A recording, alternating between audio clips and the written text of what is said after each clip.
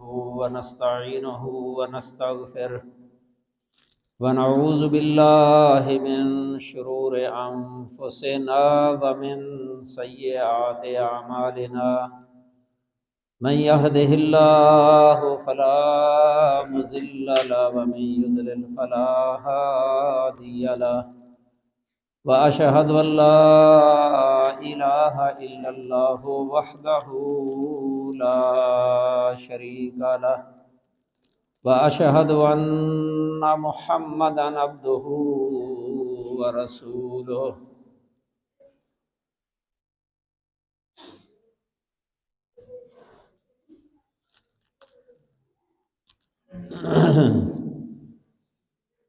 يا أيها الذين آمنوا اتقوا الله حق تقاته ولا تموتن إلا وأنتم مسلمون يا أيها الناس اتقوا ربكم الذي خلقكم من نفس واحدة وخلق منها زوجها وبث منهما رجالا كثيرا ونساء واتقوا الله الذي تساءلون به والأرحام إن الله كان عليكم رقيبا يا أيها الذين آمنوا اتقوا الله وقولوا قولا سديدا يصلح لكم أعمالكم ويغفر لكم ذنوبكم ومن يطع الله ورسوله فقد فاز فوزا عظيما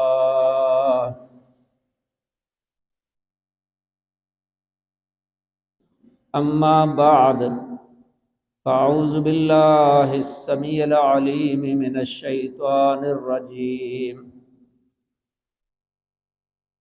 إنما يعمر مساجد الله من آمن بالله واليوم الآخر وأقام الصلاة وآتى الزكاة ولم يخش إلا الله فعسى أولئك أن يكونوا من المهتدين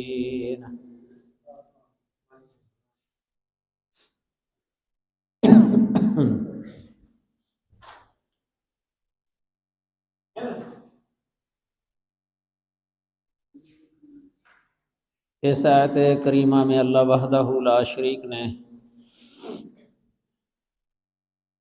ان لوگوں کی صفات بیان فرمائی ہیں جو اللہ تعالیٰ کی مساجد کو آباد کیا کرتے ہیں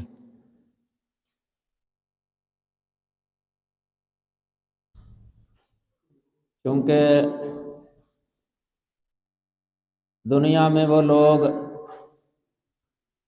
جو شرک کرنے والے ہیں اللہ کے ساتھ شریک ٹھہرانے والے وہ بھی دعویٰ کرتے ہیں کہ ہم اللہ کی مسجدوں کو آباد کرتے ہیں اور اس میں وہ ثواب بھی سمجھتے ہیں قرآن مجید میں اللہ وحدہ لا شریک نے ان کے بارے میں فرمایا ہے ما کان للمشرکین ان یعمروا مساجد اللہ شاہدین علی انفسہم بالکفر کہ جو مشرک ہیں شرک کرنے والے ان کو یہ زیب نہیں دیتا کہ وہ اللہ کی مسجدوں کو آباد کریں اس حال میں کہ وہ اپنے نفسوں پر کفر کی شہادت دینے والے ہیں جب اس بات کی وہ شہادت دیتے ہیں کہ اللہ تعالیٰ کے علاوہ مخلوق میں سے کوئی کائنات کا حاجت روا ہے اور مشکل کشا ہے کرنے والا بگڑی بنانے والا دلوں کے راز جاننے والا مشکل کشا تو وہ کس طرح دعویٰ کر سکتے ہیں کہ وہ اللہ کی مسجدوں کو آباد کرنے والے ہیں؟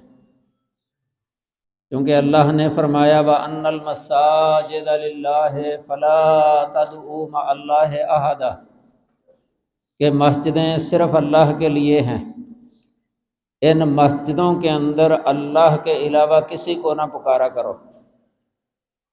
مسجد میں خالص اللہ وحدہ لا شریک کو پکارنا فرض ہے۔ وَمَا أُمِرُوا إِلَّا لِيَعْبُدُوا اللَّهَ مُخْلِصِينَ لَهُ الدِّينَ، انہیں صرف اسی بات کا حکم دیا گیا کہ صرف اللہ ہی کو پکارا کریں، اللہ کی عبادت کیا کریں، اس کے لیے خالص کرنے والے دین کو۔ دین سے اس جگہ مراد دعا ہی ہے، پکارنا، کہ عبادت اس میں صرف اللہ وحدہ لا شریک کو ہی پکارا جاتا ہے، اس کا کوئی شریک نہیں ہے۔ تو مسجدیں بنانے کی غرض بھی یہی ہونی چاہیے کہ اللہ تعالیٰ کا کلمہ بلند ہو۔ اللہ کی عبادت کی غرض یہ ہے مسجد بنانا، مسجد بنانے کا مقصد اللہ تعالیٰ کی عبادت۔ وَمَا خَلَقْتُ الْجِنَّ وَالْإِنسَ إِلَّا لِيَعْبُدُونِ، کہ میں نے جنوں اور انسانوں کو صرف اپنی عبادت کے لیے پیدا کیا ہے، بلکہ مقصد زندگی یہ بھی عبادت الہی ہی ہے۔ زندگی کا مقصد یہ جو ہم دنیا کا سامان استعمال کرتے ہیں یہ عارضی ہے، عارضی طور پہ اس سے فائدہ اٹھانا، یہ کھانا پینا، یہ کوئی مقصد زندگی نہیں ہے، یہ تو صرف زندہ رہنے کے لیے ہے، اور زندہ رہنا ہے اللہ کی عبادت کے لیے۔ اللہ وحدہ لا شریک کی عبادت اگر ہے تو مقصود زندگی حاصل ہے، اگر عبادت نہیں ہے گویا کہ اس نے اپنی زندگی کے مقصد کو پایا ہی نہیں ہے۔ تو مسجدیں یہ صرف اللہ کے لیے ہیں۔ تو شرک کرنے والا یہ دعویٰ نہیں کر سکتا کہ میں مسجد کو آباد کرنے والا ہوں، وہ تو مسجد کی ویرانی کا سبب تو ہو سکتا ہے لیکن مسجد کی آبادی کا سبب نہیں ہو سکتا۔ اس لیے اللہ وحدہ لا شریک نے یہاں مسجد بنانے والے کی صفات بیان فرما دی ہیں۔ انما یامر مساجد اللہ، کہ اللہ کی مسجدوں کو وہی آباد کرتے ہیں۔ من آمن باللہ، یہ پہلی صفت ہے ان کی، ایمان باللہ، اللہ پر ایمان، اللہ پر ایمان، اللہ کی وحدانیت پر ایمان، اللہ کے وحدہ لا شریک ہونے پر ایمان، اللہ اپنی صفات کے اندر مختص ہے اس پر ایمان، کہ اللہ کی جو صفات ہیں وہ کسی اور کے اندر نہیں پائی جاتی۔ اللہ اور مخلوق کے درمیان فرق کرنا، اللہ کے برابر کسی کو بھی نہیں کرنا، اللہ کی صفات کی طرح کسی کی صفات نہیں ہیں، اللہ کے کاموں کی طرح کسی کے کام نہیں ہیں، اللہ تعالیٰ کے حکم کی طرح کسی کا حکم نہیں ہے۔ اللہ تعالیٰ عبادت کا اہل ہے، عبادت کے لائق اور مستحق ہے، ان کاموں میں اللہ تعالیٰ کا کوئی شریک نہیں ہے۔ یہ من آمن باللہ، اس پر یہ بھی، اس میں یہ بھی داخل ہے، بندہ جو اللہ تعالیٰ کی عبادت کرتا ہے نا، اس میں یہ اعتقاد رکھنا کہ اللہ تعالیٰ اس کا اجر و ثواب عطا فرمائے گا، اللہ تعالیٰ جاننے والا ہے، اللہ بندے کا ہر عمل، ہر حرکت اس کی وہ خوب جاننے والا ہے۔ اور اللہ سے ڈرنا یہ بھی ایمان باللہ میں شامل ہے، اللہ سے ڈرتے رہنا، اللہ کا خوف دل کے اندر رکھنا۔ اسی طرح اس میں یہ بھی داخل ہے اللہ سے امید رکھنا، نیکیوں کی وجہ سے اللہ سے رحمت کی امید رکھنا، اور اپنے گناہوں کی وجہ سے اللہ تعالیٰ سے ڈرنا اور خوف رکھنا، جنت کی امید رکھنا اور جہنم سے ڈرنا، یہ سب ایمان باللہ کے اندر داخل ہے، ایمان باللہ۔ اور دوسری صفت اللہ تعالیٰ نے بیان فرمائی وَأَقَامَ الصَّلَاةَ، کہ مسجدوں کو آباد کرنے والے وہ نماز کو قائم کرنے والے ہوتے ہیں۔ آج دیکھا جاتا ہے جو مسجدیں تعمیر کرنے والے ہیں یا تعمیر کرانے والے ہیں یا مسجدوں میں مالی تعاون کرنے والے ہیں، خود نماز کے اندر سستی کرتے ہیں، نماز کے اندر سستی، جماعت سے پیچھے رہنا، جماعت کا خیال نہ رکھنا، یہ عام طور پہ دیکھا جاتا ہے اس دور کے اندر۔ تو اللہ تعالیٰ نے یہ صفت بیان فرمائی ہے مسجد آباد کرنے والے کی، وَأَقَامَ الصَّلَاةَ، کہ نماز قائم کرنا یہ ان کی صفت ہے۔ نماز قائم کرنا کا مطلب ہوتا ہے نماز کو اچھے طریقے سے ادا کرنا، وقت پر پڑھنا اور ٹھہر ٹھہر کے پڑھنا، نماز کے ارکان کا خیال رکھنا، اس کے فرائض اور واجبات کا خیال رکھنا، تسلی والی سکون والی نماز پڑھنا، اسے کہا جاتا ہے اقامت صلاۃ۔ اللہ تعالیٰ نے اکثر آیات کے اندر یہ ذکر کیا ہے اقامت صلاۃ کا لفظ۔ تو یہ نماز قائم کرنا یہ صفت ہے ان لوگوں کی جو مسجدوں کو آباد کرنے والے ہیں۔ یہ مسجد آباد ہوتی ہے نماز، جماعت، جمعہ، اور اسی طرح نماز مسجد کے اندر دروس کا اہتمام کرنا، وعظ و نصیحت، امر بالمعروف اور نہی عن المنکر، قرآن کی تلاوت، اللہ کا ذکر، اس کے ساتھ اللہ کی مسجد آباد ہوتی ہے۔ آج کئی مساجد خالی ہیں، ویران ہیں، آبادی بھی ہوتی ہے، لیکن مسجد جماعت کے وقت نمازیوں سے خالی ہوتی ہے۔ چند بعض مساجد ایسی سنی جاتی ہیں کہ جن کے اندر ایک مؤذن اور امام ہی ہوتا ہے، انتظار کر رہے ہوتے ہیں کہ آئیں، لوگ آئیں، ان کو جماعت کرائی جائے۔ یہ بہت افسوس کی بات ہے۔ مسجد یہ نمازیوں کے ساتھ آباد ہوتی ہے، اور محلے کے اندر مسجد کا ہونا یہ اللہ کی بہت بڑی رحمت ہے، محلے والوں پر اللہ کی رحمت ہے۔ ایک حدیث بھی آتی ہے کہ جس محلے کے اندر مسجد نہیں ہے نا تو شیطان ان پر مسلط ہو جاتا ہے، اپنا تسلط جما لیتا ہے۔ تو یہ مسجد اللہ کی رحمت ہے، یہ بہت عظیم نعمت ہے اللہ وحدہ لا شریک کی نعمتوں میں سے مسجد کا ہونا۔ مسجد کی وجہ سے اللہ وحدہ لا شریک کئی بلائیں ٹال دیتا ہے، مصیبتیں جو مسجدوں کے ساتھ تعلق رکھنے والے لوگ ہوتے ہیں ان کا بہت درجہ ہے، خاص کر کے جوانی کے عالم کے اندر رسول اللہ صلی اللہ علیہ وسلم کا فرمان ہے سبعۃ یظلھم اللہ فی ظلہ یوم لا ظل الا ظلہ، 7 ایسے افراد ہیں خوش قسمت، خوش نصیب، جنہیں اللہ تعالیٰ اپنے عرش کے سائے تلے سایہ عطا فرما دے گا قیامت کے دن۔ ان 7 میں سے ایک ذکر کیا رجل شاب نشأ فی عبادت اللہ وقلبہ معلق بالمسجد، کہ ایسا جوان آدمی جو اللہ تعالیٰ کی عبادت کے اندر ہی اس کی نشو و نما ہوئی ہے، جوانی کے عالم میں ہی وہ اللہ تعالیٰ کی عبادت کرنے والا تھا۔ جوانی کے اندر عبادت کرنا یہ بہت فضیلت کی بات ہے، جوانی عبادت کے اندر گزار دینی۔ وَقَلْبُهُ مُعَلَّقٌ بِالْمَسْجِدِ، اور اس کا دل مسجد کے ساتھ لٹکا دیا گیا ہے، مسجد کے اندر ہی اس کا دل لگتا ہے۔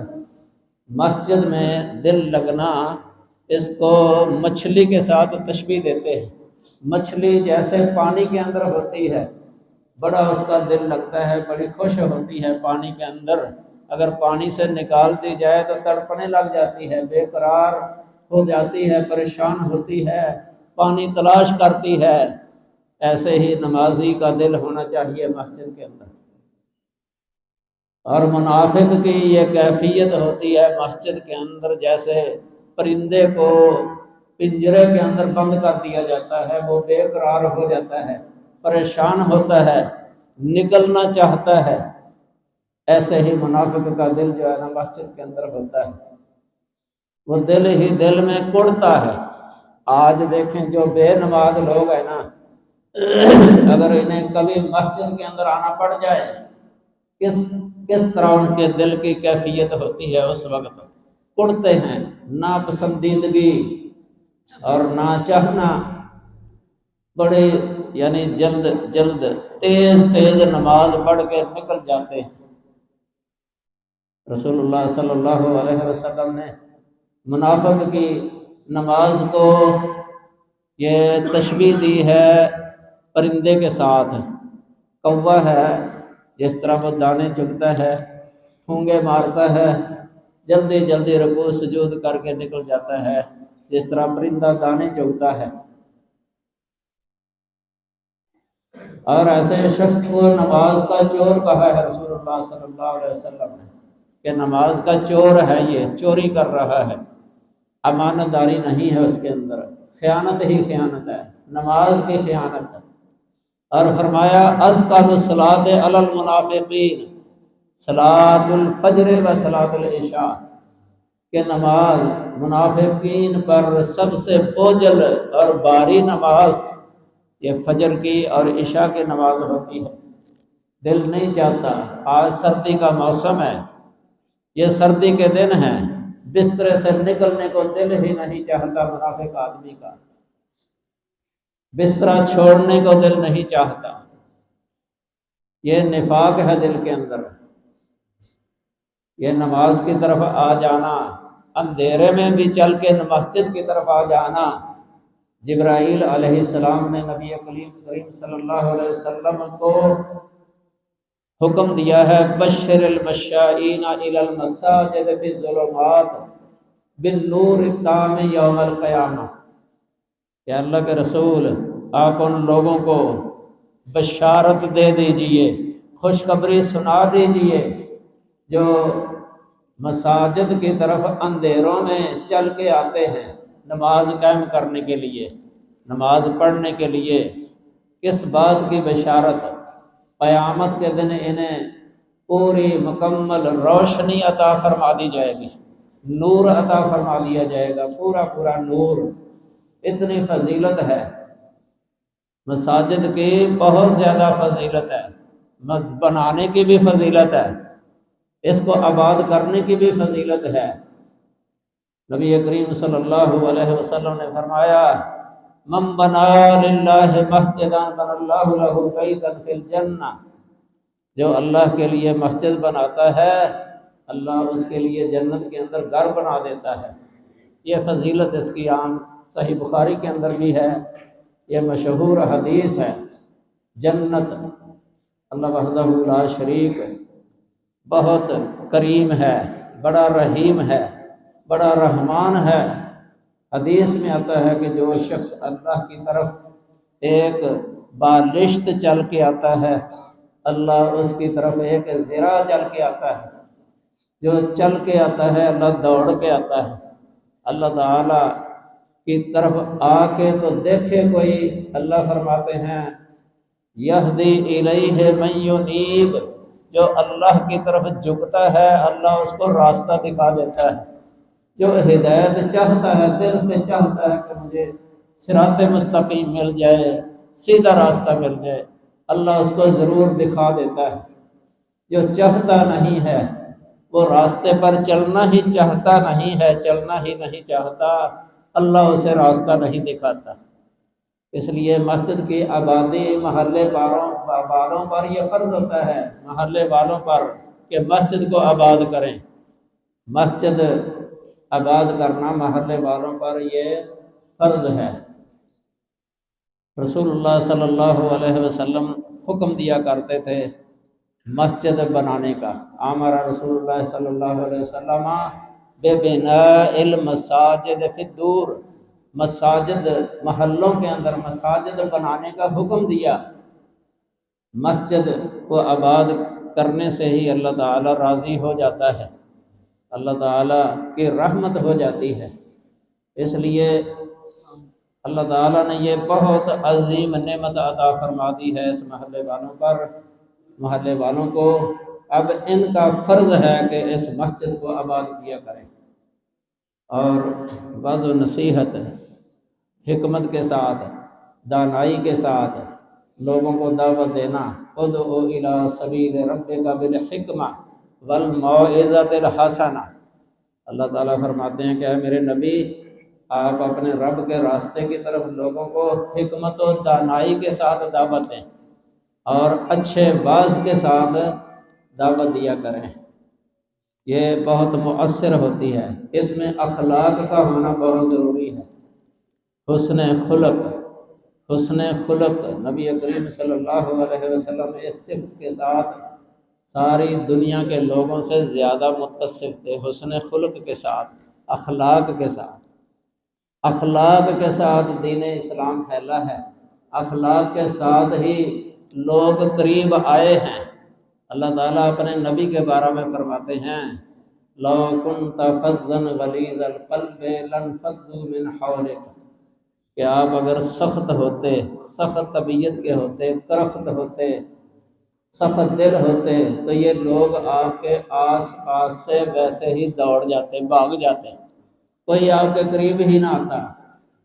اس سے قبل فرمایا فَبِمَا رَحْمَةٍ مِّنَ اللَّهِ لِنتَ لَهُمْ، آپ اپنے رب کی رحمت ہی کی وجہ سے ان لوگوں کے لیے نرم ہوئے ہیں۔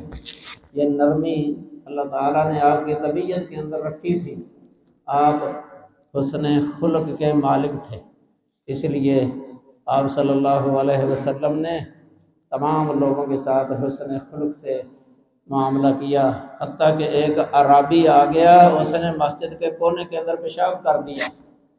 دیہاتی تھا، اس کو کوئی پتہ نہیں تھا دین اسلام کے احکام کے بارے میں، مساجد کے آداب کے بارے میں کچھ نہیں جانتا تھا۔ کھڑے کھڑے صحابہ کرام بھی موجود تھے، کھڑے کھڑے مسجد کے اندر کونے میں پیشاب کر دیا۔ اب صحابہ کرام تو غصے میں آ گئے، اس کو جھڑکنے لگے۔ آپ صلی اللہ علیہ وسلم نے فرمایا کچھ نہ کہو، اسے پیشاب کر لینے دو۔ جب پیشاب کر کے فارغ ہوا، آپ صلی اللہ علیہ وسلم نے اسے اخلاق کے ساتھ مسجد کے آداب سمجھا دیے کہ یہ مسجدیں جو ہے نا ان کاموں کے لیے نہیں ہیں، یہ درست نہیں ہے ان کاموں کے لیے، یہ تو اللہ تعالیٰ کی عبادت کے لیے بنائی جاتی ہیں۔ احسن طریقے سے سمجھا دیا۔ اس طرح ایک دفعہ معاویہ بن حکم رضی اللہ عنہ پہلی دفعہ ہی آئے تھے نماز پڑھنے کے لیے مسجد کے اندر۔ نماز کے اندر بات کرنے لگ گئے، کسی آدمی کو چھینک آ گئی، چھینک، اس نے الحمدللہ کہہ دیا، انہوں نے یرحمک اللہ کہہ دیا۔ دوسرے ساتھی اشارے کرنے لگ گئے کہ نہ بولو، یہ بولنے لگ گئے اور ہی بولنے لگ گئے۔ نبی کریم صلی اللہ علیہ وسلم نے جب سلام پھیرا تو آپ صلی اللہ علیہ وسلم نے پوچھا من المتکلم، کلام کرنے والا کون تھا، نماز کے اندر بات کرنے والا کون تھا؟ سب لوگ خاموش ہیں۔ رم القوم، سہم گئے لوگ۔ آپ نے دوسری بار کہا، پھر بھی خاموش، تیسری بار پھر پوچھا، پھر یہ کھڑے ہو گئے، کہنے لگے اللہ کے رسول میں تھا متکلم، میں نے بات کی ہے نماز کے اندر۔ آپ صلی اللہ علیہ وسلم نے بڑے حسن خلق کے ساتھ سمجھایا۔ معاویہ بن حکم فرماتے ہیں رضی اللہ عنہ ما ضربنی وما قہرنی، آپ نے نہ مجھے مارا، نہ ہی کوئی جھڑکا، نہ سختی کی۔ ما رأیت معلما مثلہ قط، کہ آپ جیسا معلم میں نے کبھی دیکھا نہیں۔ اپنی زندگی کے اندر آپ جیسا معلم میں نے کبھی نہیں دیکھا۔ آپ صلی اللہ علیہ وسلم نے فرمایا ان هذه الصلاۃ انما هي التسبیح والتکبیر وقراءۃ القرآن لا يصلح فيها شيء من کلام الناس، کہ یہ نماز جو ہے نا یہ تو تسبیح، تکبیر اور قراءت قرآن کا نام ہے۔ اس کے اندر تسبیح ہے سبحان ربی الاعلی، سبحان ربی العظیم، اور تکبیر ہے اللہ اکبر، اور قراءت قرآن ہے، قرآن پڑھا جاتا ہے نماز کے اندر۔ لا یصلح فیہا شیء من کلام الناس، اس میں لوگوں والی باتیں جو ہے نا وہ نہیں درست، بالکل جائز نہیں ہیں باتیں کرنا۔ تو یہ آپ صلی اللہ علیہ وسلم نے احسن طریقے سے سمجھا دیا اس شخص کو۔ یہ ہے نبی صلی اللہ علیہ وسلم کی تعلیم کا طریقہ۔ آپ کی تعلیم وہ قریب کرتی تھی، دور نہیں کرتی تھی۔ آج شدت بھی آ گئی ہے بعض لوگوں کے اندر، بڑی شدت کے ساتھ، بدخلقی کے ساتھ پیش آنا چھوٹی چھوٹی باتوں پر۔ اس لیے حکمت اور دانائی کے ساتھ سمجھانا یہ بہت مفید ثابت ہوتا ہے، اس کا نتیجہ اچھا نکلتا ہے۔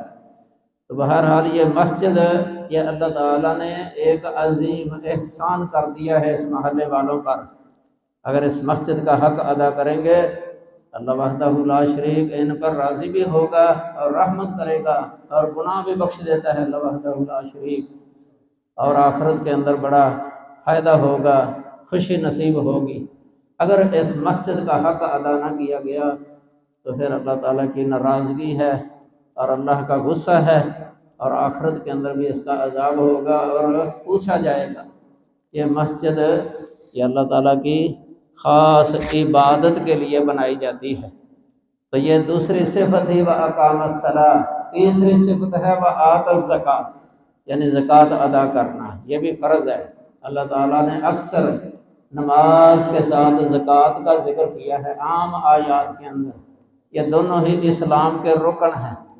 تو مسجد آباد کرنے والے لوگ وہ ایمان باللہ کے ساتھ نماز قائم کرنا اور زکوٰۃ ادا کرنا، یہ مالی عبادت ہے، پہلی بدنی عبادت ہے اور قولی عبادت ہے۔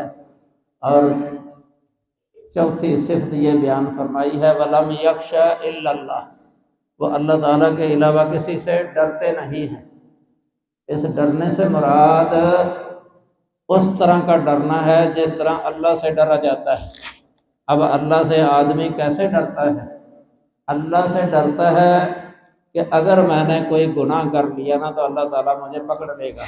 یہ خوف رکھنا دل کے اندر کہ اللہ مجھے کسی موقع پر کسی وجہ سے مجھے پکڑ نہ لے، مجھے عذاب نہ دے دے، دنیا کے اندر میرا معاوضہ نہ کر دے، کیونکہ رب کی پکڑ بڑی سخت ہے۔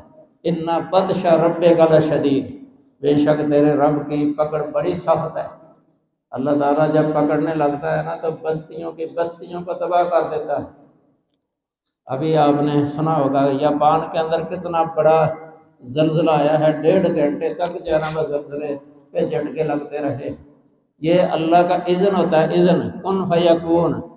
اللہ چاہے تو پوری زمین کے اندر بے یک وقت جو ہے نا جنبش پیدا کر دے، زلزلہ پیدا کر دے، جیسا کہ قیامت کے دن سب سے بڑا زلزلہ آئے گا پوری زمین پر۔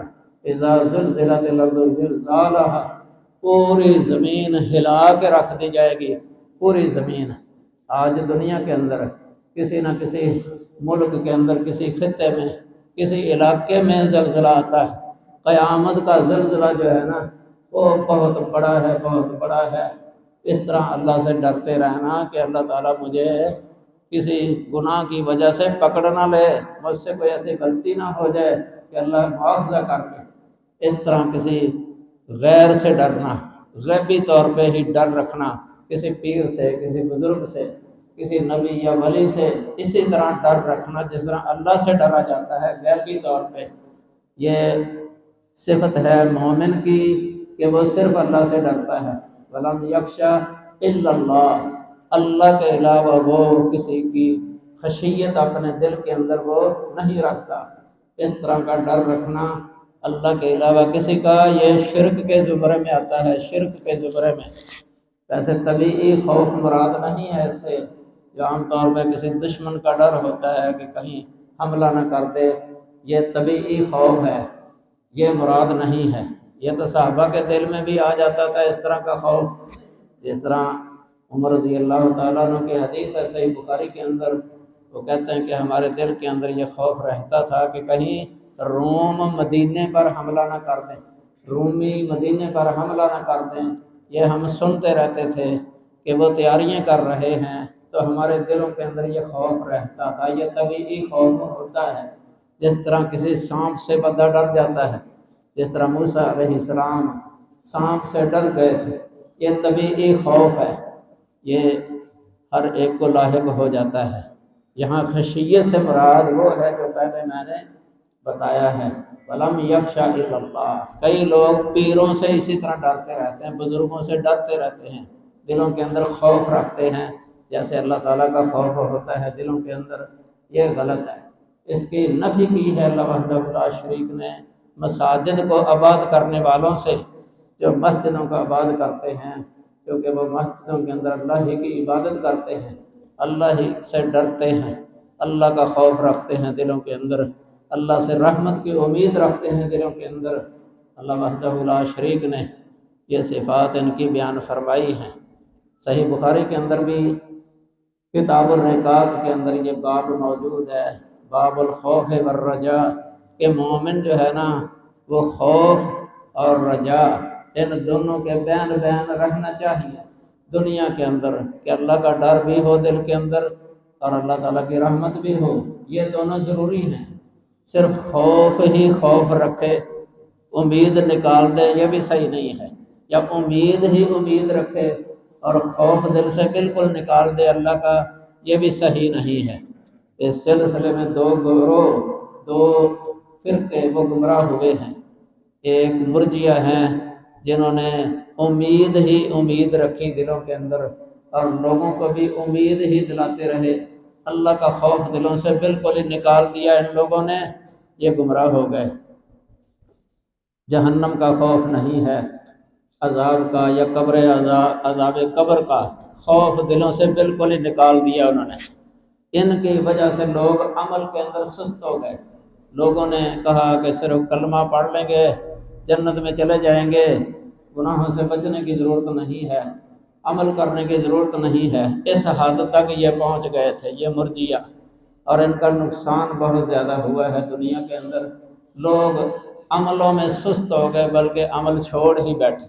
دوسرا گروہ خوارج کا ہے، خارجیوں کا، معتزلہ، انہوں نے امید نکال دی، اللہ کی رحمت کی امید نکال دی، انہوں نے لوگوں پر خوف ہی خوف طاری کر دیا، حتیٰ کہ اس حد تک پہنچ گئے کہ جو ایک بھی گناہ کر لے گا نا، ایک بھی گناہ اور توبہ کے بغیر مر جائے گا، وہ کافر، وہ دائرہ اسلام سے نکل جائے گا اور ہمیشہ ہمیشہ جہنم کے اندر رہے گا، عام منکر کافروں کی طرح۔ یہ ان کا عقیدہ تھا، یہ بھی صحیح نہیں ہے، یہ بھی غلط ہے۔ اللہ تعالیٰ نے قرآن میں فرمایا لا تقنطوا من رحمت اللہ، اللہ کی رحمت سے نا امید نہ ہو، مایوس نہ ہو، اللہ تو سارے گناہ بخش دینے والا ہے۔ اگر توبہ کرو اللہ تمہارے سارے گناہ معاف کر دے، توبہ سے سب گناہ معاف ہو جاتے ہیں۔ اگر زندگی میں بندہ پہلے نمازی نہیں ہے، فرضی نمازوں کو چھوڑتا رہا، توبہ کر لے سچے دل سے، نمازی بن جائے آئندہ، اللہ ماضی کے سارے گناہ معاف کر دیتا ہے، حتیٰ کہ شرک بھی معاف ہو جاتا ہے توبہ کے ساتھ۔ یہ جو آیت کریمہ ہے ان اللہ لا یغفر ان یشرک بہ ویغفر ما دون ذلک لمن یشاء، کہ اللہ شرک معاف نہیں کرے گا، شرک معاف نہیں کرے گا، اس سے مراد ہے توبہ کے بغیر معاف نہیں کرے گا، توبہ کے بغیر۔ وَيَغْفِرُ مَا دُونَ ذَلِكَ لِمَن يَشَاءُ، توبہ بندہ کر لینا، شرک کرنے والا بھی، کفر کرنے والا بھی، اس کے بھی گناہ معاف کر دیتا ہے اللہ تعالیٰ۔ سچے دل سے توبہ ہونی چاہیے، توبوا الی اللہ توبۃ نصوحا، خالص توبہ سچے دل سے، اس کی وجہ سے اللہ تعالیٰ اس کے کفر اور شرک کو بھی معاف کر دیتا ہے۔ بسا اوقات بندہ زندگی بھر ہر طرح کے گناہ کرتا رہتا ہے، کفر و شرک بھی ہے اس کے اندر، موت کے آثار نظر آنے سے پہلے پہلے سچے دل سے توبہ کر لیتا ہے نا، دل میں عزم کر لیتا ہے کہ آئندہ میں نیک ہی بن کے رہوں گا، اسی حالت میں اگر اس کو موت آ جائے وہ جنت میں چلا جاتا ہے، جنتی ہے یہ بندہ، جنت میں چلا جائے گا، اللہ اس کے سارے گناہ معاف کر دے گا۔ ان اللہ یغفر الذنوب جميعا، اللہ بے شک اللہ تعالیٰ سارے ہی گناہ معاف کر دیتا ہے، سارے گناہ اللہ توبہ کے ساتھ معاف کر دیتا ہے۔ اور ایک واقعہ بھی آتا ہے حدیث کے اندر، نبی صلی اللہ علیہ وسلم ایک غزوے میں گئے، غزوے غالباً غزوہ خیبر ہے، راستے میں ایک آدمی بکریاں چرا رہا تھا، وہ کافر تھا، تو جب صحابہ کو دیکھا، اس نے نبی صلی اللہ علیہ وسلم کو دیکھا تو وہ بھی آپ کے ساتھ مل گیا، آپ کے ہاتھ پر بیعت کی اور کلمہ پڑھ لیا اس نے، اور کلمہ پڑھ کے غزوے کے اندر شریک ہو گیا، اسی وقت ہی شہید ہو گیا، قتل کر دیا گیا۔ نبی صلی اللہ علیہ وسلم نے فرمایا عامل قلیلا و اجر کثیرا، اس نے تھوڑا سا عمل کیا ہے، تھوڑا سا عمل، لیکن اس کو اجر و ثواب بہت زیادہ دے دیا گیا ہے، اللہ نے بڑا اجر دے دیا اس کو، تھوڑا سا عمل۔ دیکھو پوری زندگی کفر کرتا رہا، شرک بھی کرتا رہا، ہر طرح کے گناہ پوری زندگی کے، تو موت سے پہلے پہلے توبہ کی، اسلام کے اندر داخل ہوا، اسی وقت شہید ہو گیا، وہ جنت میں چلا گیا۔ کئی اور بھی واقعات ہیں اس طرح کے، یہ اللہ کی رحمت ہے، اللہ تعالیٰ وہ بخشنے والا ہے، اللہ تعالیٰ نے توبہ کا دروازہ کھلا رکھا ہے جب تک موت کے آثار نظر نہ آئیں۔ فرعون نے بھی توبہ کی تھی، فرعون نے، لیکن اس نے توبہ اس وقت کی تھی جب اس کی روح نکل رہی تھی، روح نکل رہی تھی سمندر کی تہہ میں، اس وقت اس نے کلمہ پڑھ لیا تھا، اس سے کہا گیا تھا الآن کہ اب تو توبہ کر رہا ہے، اب کلمہ پڑھ رہا ہے، جبکہ تو اس سے پہلے جو ہے نا وہ مفسدین میں سے تھا، فساد برپا کرنے والوں میں سے تھا، یہ توبہ کا اس کا دروازہ بند ہو چکا تھا، اس لیے اس کی توبہ قبول نہیں ہوئی۔ اگر سمندر کے کنارے پر جب وہ پہنچا تھا نا موسیٰ علیہ السلام کا تعاقب کرنے کے لیے، کنارے پر کھڑا کھڑا بھی توبہ کر لیتا نا، اس کی توبہ قبول ہو جانی تھی، لیکن وہ سمندر میں اب غرق ہو رہا تھا۔ لیکن پھر بھی صحیح حدیث کے اندر آیا ہے، جبرائیل آئے، اس کے منہ میں گار ڈال دی، سمندر کی گار جو ہے نا اس کے منہ میں ڈال دی۔ پھر جبرائیل نے کہا کہ مجھے خدشہ ہوا کہ اللہ تعالیٰ کی رحمت اس کو پا نہ لے، اللہ کی رحمت ہو نہ جائے اس پر، تو قبول نہیں ہوئی اس کی بہرحال توبہ، کیونکہ اس وقت وہ عالم نزع تھا، اس کا روح نکلنے کا وقت تھا، روح کے موت کو وہ دیکھ رہا تھا، ایسی صورتحال میں توبہ قبول نہیں ہے۔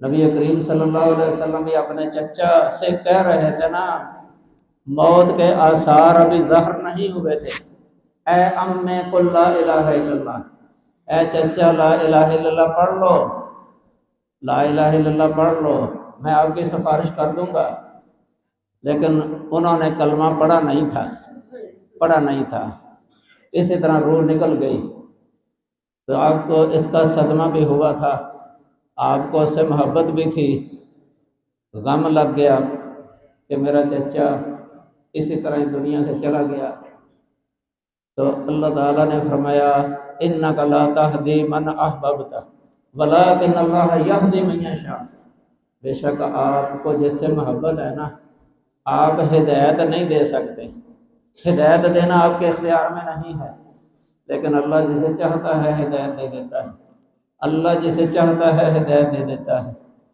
تو بہرحال یہ ہر شخص کو جو ہے نا اپنا محاسبہ کرنا چاہیے، ان 4 صفات کو جمع کرنا چاہیے اپنے اندر، ایمان باللہ، نماز قائم کرنا، زکوٰۃ دینا، اور اللہ کے علاوہ کسی سے غیبی طور پہ نہ ڈرنا۔ اللہ فرماتے ہیں فَعَسَىٰ أُولَٰئِكَ أَن يَكُونُوا مِنَ الْمُهْتَدِينَ، امید ہے یہ لوگ ہدایت والوں میں سے ہوں گے۔ اللہ تعالیٰ جب اس طرح کا لفظ بولتے ہیں نا کہ امید ہے، یہ یقین مراد ہوتا ہے، یقینی بات ہوتی ہے، یعنی یقینی ہے ان کا ہدایت والوں میں سے ہونا۔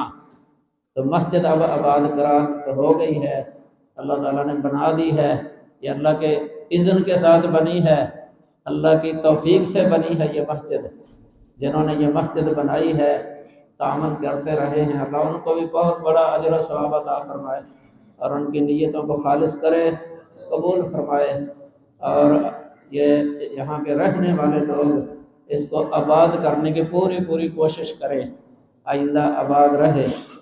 یہ ظاہر ہے کہ مسجد کو آباد کرنے کے لیے مالی وسائل کی بھی ضرورت ہوتی ہے، مالی تعاون کی ضرورت ہوتی ہے۔ یہ کوئی ایک آدمی کا کام نہیں ہوتا، یہ باہمی تعاون ہے۔ جس طرح جہاد ہے اس میں کسی اکیلے کا کام نہیں ہوتا، وہ مل کر ہوتا ہے، مل کے۔ ایسے ہی تعاونوا علی البر والتقوی، کہ نیکی اور تقوی کے کاموں میں تعاون کیا کرو، ولا تعاونوا علی الاثم والعدوان، اور گناہ اور زیادتی والے کاموں میں تعاون نہ کیا کرو۔ آج افسوس سے ہی کہنا پڑتا ہے کہ جب شادیاں ہوتی ہیں نا، اس وقت بہت وافر مال بہا دیا جاتا ہے بغیر سوچے سمجھے، جن کی ضرورت بھی نہیں ہوتی، یا اسلام کے خلاف کئی امور کا ارتکاب کیا جاتا ہے، لاکھوں خرچ کر دیتے ہیں لوگ فضولیات کے اندر، لیکن جب ادھر کی باری آتی ہے مساجد کی یا مدارس کی، ادھر جو ہے نا وہ توجہ نہیں ہوتی، اور جو کوئی خرچ کرتا ہے نا وہ سمجھے کہ اللہ تعالیٰ نے مجھے توفیق دے دی ہے، یہ اس کے لیے بڑی خوش قسمتی کی بات ہے۔ جو ایسے موقع پر اپنے پیسے کو خرچ کر دیتا ہے، یہ بڑی خوش نصیبی کی بات ہے، اور اللہ کی توفیق سے ہے، یہ اللہ کی توفیق اور اس کے فضل و کرم سے اس کو سمجھے کہ یہ اللہ نے مجھے توفیق دی ہے، اور اس سے اللہ مال میں بہت برکت بھی ڈال دیتا ہے۔ یہ بھی یاد رکھ لیں، جو بھی اللہ کے راستے میں خرچ کرتا ہے اللہ اس کے مال میں برکت ڈال دیتا ہے۔ یہ نہ سمجھیں کہ یہ مال ضائع ہو گیا، کبھی یہ تصور نہ کریں۔